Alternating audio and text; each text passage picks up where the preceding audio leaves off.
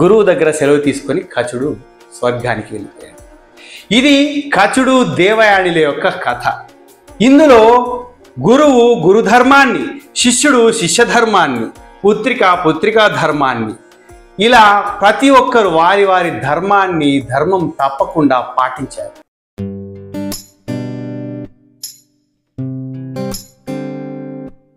వ్యక్తికి తప్పకుండా ఉండాల్సింది చిత్తశుద్ధి. మనం చేసే పనిలో, చదువైనా, వ్యాపారమైనా, ఉద్యోగమైనా, ఏ వ్యవహారంలో అయినా ఏకాగ్రత ఉండాలి, పట్టుదలతో ఉండాలి. అంటే ముఖ్యంగా కావాల్సింది చిత్తశుద్ధి. చిత్తశుద్ధి లేని నాడు మనము చేసే పనిలో ఏకాగ్రతని కోల్పోతాం, పట్టుదల లేకుండా అయిపోతుంది. అప్పుడు మనము చేసే పనిని సరైన విధంగా చేయలేకపోతాం, ఆ పనిలో విజయాన్ని పొందలేకపోతాం. మన మనసును సంపూర్ణంగా ఒక పనిపైనే లగ్నం చేయడం, అది చిత్తశుద్ధి. పుస్తకం చదువుతూ ఉన్నాం, టింగ్ మన మెసేజ్ వచ్చింది, రాగానే మొబైల్ ఎత్తాము, వాట్సాప్లు, రీల్స్, టిక్ టాక్లు, షార్ట్స్, వీడియోలు ఏదో వెతుకుతూ మొబైల్ పైనే మన మనసును నిమగ్నం చేసేసి అసలు చేయాల్సిన పనిని మర్చిపోతాం. గుళ్ళోకి వెళ్ళి చెప్పులు బయట వదిలేసి వచ్చి శివుని మొక్కుతూ తాపకు ఒకసారి అటు చూస్తూ ఉన్నాడు, నా చెప్పులు ఎవడైనా ఎత్తుకుపోయాడా. ఇత్తం శివుని మీద భక్తి, చెప్పుల మీద. అలాంటి పద్ధతి ఉన్ననాడు మనం సంపూర్ణంగా ఒక పని పైన, లక్ష్యం పైన మన మనస్సుని నిమగ్నం చేయలేకపోతాం, ఏకాగ్రత కోల్పోతాం, పట్టు వదులుతుంది. అప్పుడు చేయాల్సిన పనిలో విజయాన్ని సాధించలేకపోతాం. చిత్తశుద్ధి గురించి ఒక అద్భుతమైనటువంటి కథ విందాం. ఇంద్రుని కుమార్తె జయంతి. శుక్రాచార్యుడు రాక్షసుల గురువు. శుక్రాచార్యుని కూతురు దేవయాని. ఇతను శుక్రాచార్యుడు రాక్షసుల గురువు. మరి దేవతల గురువు ఎవరు? బృహస్పతి. శుక్రాచార్యునికి తెలిసినటువంటి ఒక అద్భుతమైనటువంటి విద్య బృహస్పతికి తెలియదు. కాబట్టి బృహస్పతికి కొంచెం నామోషి. ఆ విద్యను ఎట్లయినా నేర్చుకోవాలి అని పట్టుదలతో ఉన్నాడు బృహస్పతి. ఇక్కడ ఇంద్రుడి కూతురు జయంతి గురించి మీకు మాట చెప్పాను. ఈ జయంతి ప్రస్తావనకి ఎందుకు వచ్చింది? శుక్రాచార్యుని కూతురు దేవయాని. మరి శుక్రాచార్యుడికి దేవయాని ఎలా కలిగింది? ఇతను శుక్రాచార్యుడు కఠోరమైనటువంటి తపస్సులో నిమగ్నుడై ఉన్నప్పుడు ఆయన తపస్సును భంగం చేయడానికి ఇంద్రుడు తన కుమార్తె అయిన జయంతిని ఉసిగొలిపాడు శుక్రాచార్యునిపై. శుక్రాచార్యుడు ఆమె ముగ్ధ మనోహరమైనటువంటి సౌందర్యవతి అయినటువంటి ఆమె రూపాన్ని చూసి తన మనసు చంచలమైపోయి తపస్సు నుండి బయటకు వచ్చేసి జయంతి ప్రేమలో పడిపోయాడు శుక్రాచార్యుడు. అలా జయంతి శుక్రాచార్యులకు వారి అన్యోన్యత వలన కలిగినటువంటి అమ్మాయే దేవయాని. దేవయాని పుట్టిన తర్వాత జయంతి శుక్రాచార్యుల వారిని వదిలేసి స్వర్గలోకానికి వెళ్ళిపోయింది. బృహస్పతి గారి కుమారుడు కచుడు. కచుడిని శుక్రాచార్యుని వద్ద శుక్రాచార్యునికి తెలిసినటువంటి మృత సంజీవని విద్యను నేర్చుకొని రమ్మని కచుడిని శుక్రాచార్యుని వద్దకి బృహస్పతి గారు పంపారు.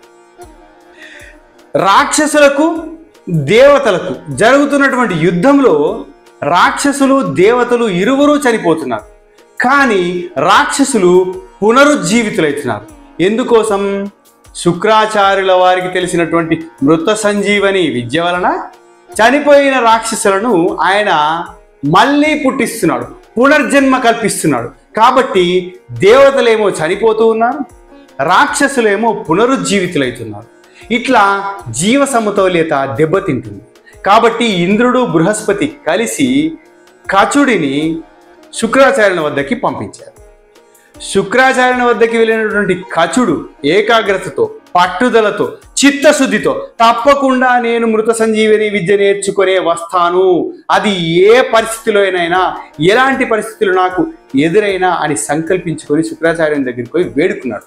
మీరు నన్ను శిష్యుడిగా స్వీకరించి విద్య నేర్పించండి అని వేడుకున్నాడు. శుక్రాచార్యునికి తెలుసు ఇది బృహస్పతి ఇంద్రుడు పనినటువంటి పన్నాగం, ఇతను నా దగ్గరికి మృత సంజీవని విద్య నేర్చుకోవడానికి వచ్చాడు అని శుక్రాచార్యుడికి తెలిసినప్పటికీ గురు ధర్మం ఏమిటి? తన వద్దకి ఎవరైనా విద్యార్థి అయి వస్తే కాదనకుండా విద్య నేర్పడం ఒక గురువు యొక్క ధర్మం. ఆ ధర్మాన్ని పాటిస్తూ కచుడిని శుక్రాచార్యుడు శిష్యుడిగా స్వీకరించాడు. శుక్రాచార్యుని దగ్గర శిష్యుడిగా చేరిన కచుడు చాలా అందగాడు. ఆయన ముగ్ధ మనోహరమైనటువంటి రూపాన్ని చూసి అందగత్తె అయిన దేవయాని, శుక్రాచార్యుని కూతురు, కచుడి పైన మనసు పారేసుకుంది. కచుడి ప్రేమలో పడిపోయింది.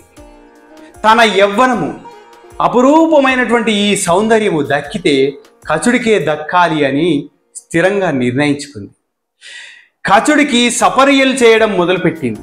తన ప్రేమను ఎలా వ్యక్తపరచాలి అని మనసులోనే తపించిపోయింది.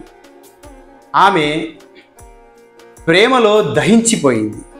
కానీ ఎప్పుడు కూడా కచుడిని ఆవిడ డిస్టర్బ్ చేయలేదు.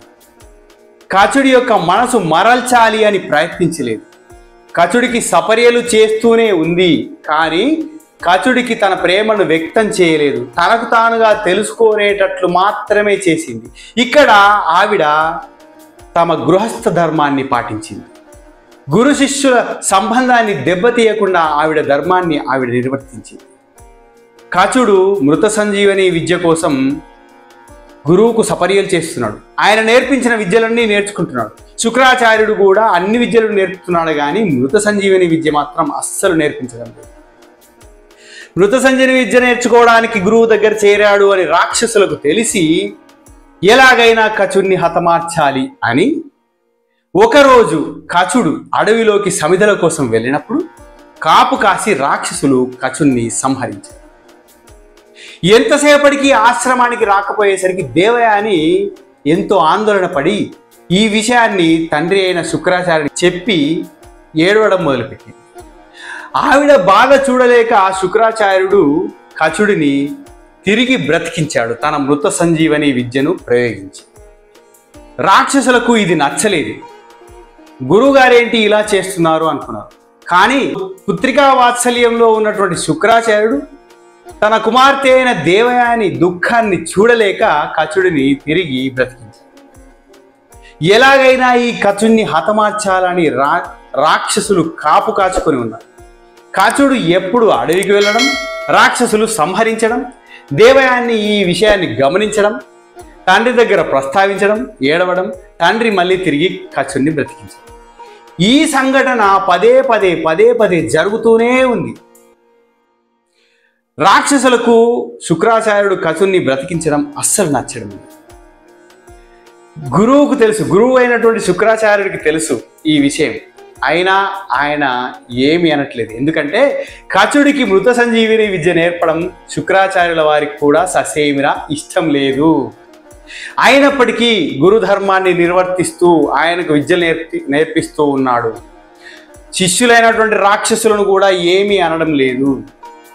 పుత్రికా వాత్సల్యంతో ఆవిడ చెప్పినటువంటి మాటకి ఆవిడ బ్రతిమాలితే ఆమె కోరికను కూడా నెరవేరుస్తున్నాడు. కానీ ఎంతకీ కచుడు మాత్రం మృత సంజీవని విద్యను మాత్రం నేర్చుకోలేకపోతున్నాడు. కొన్ని సంవత్సరాలు గడిచింది. ఓపికతోటి చిత్తశుద్ధితోటి ఉన్నటువంటి కచుడు మృత సంజీవిని విద్య ఎలాగైనా నేర్చుకోవాలని ప్రయత్నాలు చేస్తూనే ఉన్నాడు. రాక్షసులు కచుడిని చంపుతూనే ఉన్నారు. శుక్రాచార్యుడు కూతురు మాట వల్ల ఆయన బ్రతికిస్తూనే ఉన్నారు. ఇది పదే జరుగుతుంది. కొన్ని వేల సంవత్సరాలు గడిచిపోయింది. రాక్షసులు ఇక ఉండబట్టలేక వీడిని ఎలాగైనా గురువు గారికి దక్కకుండా చెయ్యాలి అని సంకల్పించి ఒకరోజు సమిధల కోసం అడవిలోకి వెళ్ళిన కచుడిని పట్టుకొని కచుడిని సంహరించి బూడిద చేసి సురాపానంలో కలిపి శుక్రాచార్యుల వారికి తాగించారు. ఈ విషయాన్ని గుర్తించినటువంటి శుక్రాచార్యుడు కూతురు వచ్చి బ్రతిమాలితే దివ్య దృష్టితో చూసేసరికి కచుడు శుక్రాచార్యుడి కడుపులో ఉన్నట్టుగా తెలిసింది.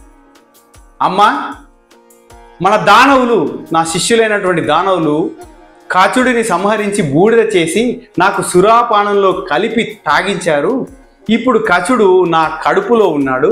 నేను ఒకవేళ ఆయన్ని బ్రతికించినట్లయితే నేను చనిపోవాల్సి వస్తుంది. నా పొట్ట చీల్చుకొని బయటకు వస్తాడు, కాబట్టి నేను చనిపోతాను. ఎలా అని ఆలోచించి ఇక తప్పేటట్లు లేదు. లోపల ఉన్నటువంటి కచుడికి మృత సంజీవని విద్య నేర్పిస్తే నా కడుపు చీల్చుకొని బయటకు వచ్చి అప్పుడు తిరిగి ఆ విద్య నా పైన ప్రయోగించి నన్ను బ్రతికిస్తాడు. ఇది ప్రాసెస్ అని నిర్ణయించుకొని ఈ విషయం దేవయానికి చెప్పి కడుపు లోపల ఉన్నటువంటి కచుడికి తప్పని పరిస్థితులలో శుక్రాచార్యుడు మృత సంజీవని విద్యను నేర్పించాడు. అప్పుడు కచుడు శుక్రాచార్యుని పొట్ట చీల్చుకొని బయటకు వచ్చి తిరిగి శుక్రాచార్యుని బ్రతికించే ప్రాసెస్లో ఉన్నప్పుడు దేవతలందరూ కచుడిని వారించారు. శుక్రాచార్యుడు దానవుల గురువు, మహా మేధో సంపన్నుడు, తపస్సంపన్నుడు. ఆయనను బ్రతికించడం వల్ల దేవతలకు నష్టం జరుగుతుంది, వద్దు అని ఎంత వారించినా ఇక్కడ శిష్యుడి ధర్మాన్ని నిర్వర్తించాలి కాబట్టి తప్పకుండా నేను శుక్రాచార్యుని బ్రతికించి తీరుతాను అని మృత సంజీవని విద్యను ప్రయోగించి తిరిగి శుక్రాచార్యుని బ్రతికించారు. అప్పుడు దేవయాని ఎంతో సంతోషపడింది. తాను ప్రేమిస్తున్నటువంటి వ్యక్తి ధర్మాన్ని పాటిస్తూ ఇంత గొప్పగా ఉన్నాడు అని ఆయన మీద అపారమైనటువంటి ప్రేమను ఇంకా పెంచుకుంది. ఇప్పుడు మృత సంజీవని విద్యను పొందిన తర్వాత ఆయన వచ్చినటువంటి పని సంపూర్ణమైంది కాబట్టి గురువు దగ్గర సెలవు తీసుకొని స్వర్గానికి బయలుదేరబోతున్నటువంటి కచుడిని దేవయాని వచ్చి, నేను నిన్ను ప్రేమిస్తున్నాను, నువ్వు మృత సంజీవిని విద్య నేర్చుకున్నావు కదా, ఇది నా వలనే జరిగింది కదా, కాబట్టి నా ప్రేమని స్వీకరించి నన్ను వివాహమాడు అని కచుడిని దేవయాని ఎంతో ప్రాధేయపడింది. కానీ ఒక పని మీద వచ్చినటువంటి కచుడు ఆ బాధ్యత నెరవేరిన తర్వాత దాన్ని స్వీకరించి స్వర్గలోకానికి వెళ్ళాలి కాబట్టి దేవయాని యొక్క ప్రపోజల్ని ససేమిరా ఒప్పుకోకుండా, గురు శిష్యుల సంబంధము అంటే తండ్రి కొడుకుల సంబంధం, నువ్వు నా గురువు కూతురు కాబట్టి నాకు చెల్లితో సమానం, కాబట్టి నేను నిన్ను వివాహం ఆడలేను అని బొంకి వివాహానికి ఒప్పుకోలేదు. అప్పుడు దేవయానికి తీవ్రమైనటువంటి కోపం వచ్చి, నా ప్రేమనే అంగీకరించవా, నువ్వు నేర్చుకున్నటువంటి మృత సంజీవని విద్య నీకు పనికి రాకుండా పోతుంది, నువ్వెవరిపైన ప్రయోగించలేనటువంటి పరిస్థితిలో ఉండిపోతావు అని చెప్పించింది. అందుకు కూడా కచుడు దేవయాని పైన ఏమాత్రం కోపగించుకోకుండా విసిగించుకోకుండా, నాకు ఈ మృత సంజీవని విద్య ప్రయోగించే శక్తి కోల్పోతాను కావచ్చు, కానీ నేను ఈ విద్యని 10 మందికి నేర్పించుకొని వారి ద్వారా ఈ విద్య ప్రయోగానికి తోడ్పడతాను అని గురువు దగ్గర సెలవు తీసుకొని కచుడు స్వర్గానికి వెళ్ళిపోయాడు. ఇది కచుడు దేవయానిల యొక్క కథ. ఇందులో గురువు గురుధర్మాన్ని, శిష్యుడు శిష్యధర్మాన్ని, పుత్రికా ధర్మాన్ని, ఇలా ప్రతి ఒక్కరు వారి వారి ధర్మం తప్పకుండా పాటించారు. కచుడు చిత్తశుద్ధితో తానే పని మీదైతే అక్కడికి వెళ్ళాడో ఆ పని మాత్రమే చేసుకొని వేరే విషయాలపైన అంటే ప్రలోభాలు, దేవయాని ప్రేమలో కానీ, రాక్షసులు సంహరిస్తే వారిపైన కోపాన్ని కానీ, గురువు గారు విద్య నేర్పకుండా విసిగిస్తే గురువు మీద విసుగు కానీ పెంచుకోకుండా కేవలం చిత్తశుద్ధితో తాను కావాల్సినటువంటి నెరవేర్చుకోవాల్సినటువంటి కార్యక్రమం పైనే ఆయన యొక్క మనసును లగ్నం చేసి ఏకాగ్రతతో పట్టుదలతో విద్య నేర్చుకుని తిరిగి స్వర్గానికి వెళ్ళారు. ఇది చిత్తశుద్ధికి ఉన్నటువంటి శక్తి. ఏ పనిలో అయినా చిత్తశుద్ధి ఉన్నప్పుడు ఖచ్చితంగా మనకు ఏకాగ్రత, పట్టుదల అనేటివి నిలుస్తాయి.